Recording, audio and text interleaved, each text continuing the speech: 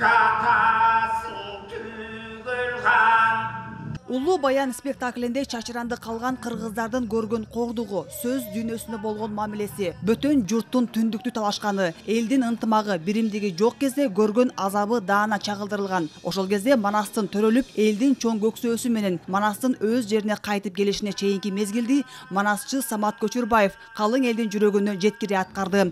Бул спектаклдин жаралышына манасчынын кошкон салымы чоң. Муңдан муңга, атадан балага, улуудан кичүүгө, устаттан шакиртке өтүп келген өнөрдүн чыныгы бир оз уйпасын көрсөткөнгө аракет кылдык. Окуя сөз өнөрүнүн башталышынан Манастын төрөлүшүнө чейинки окуяга келип токтодук.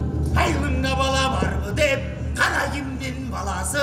Ал эми азыркы жай турмушка жеткен күндү жаш манасчы Төлөбек Мусабек уулу баяндады. Эсенкандын окуясынан тарта Манас төрөлгөндөн кийинки окуя актерлордун аткаруусунда эпикалык баяндоо менен музыканын коштоосунда ойнолду. Спектаклде баштан аяк 3 муундун Манас айтуусу менен коштолду.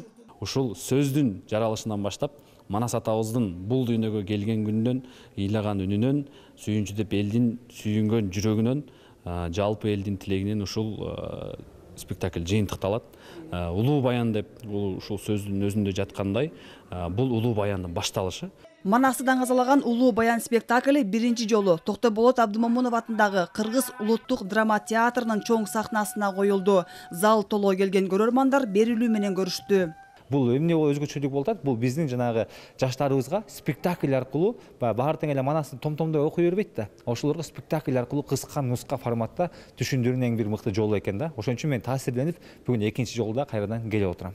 Спектакль залкар манасчы Сагынбай Каралаевдин жана Сагынбай Орозбаковдун варианттарынын негизинде жазылды. Максат спектакль аркылуу Манас эпосунун баагулуктарын элге жеткирүү.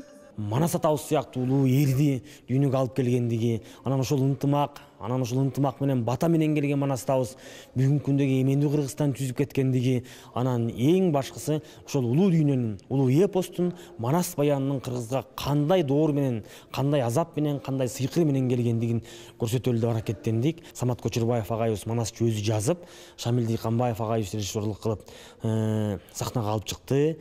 Улуу баян бул Кыргыз улуттук Манас театрынын репертуарындагы экинчи спектакль. Биринчиси кыргыз эл артисти Табылды Актановдун калемине таандык Айкөлдүн аманаты деген спектакль чоң сахнага калың элге коюлган эле. Айжамал Болот кызы, Эрлан Кемелбеков, Ала Тоо 24.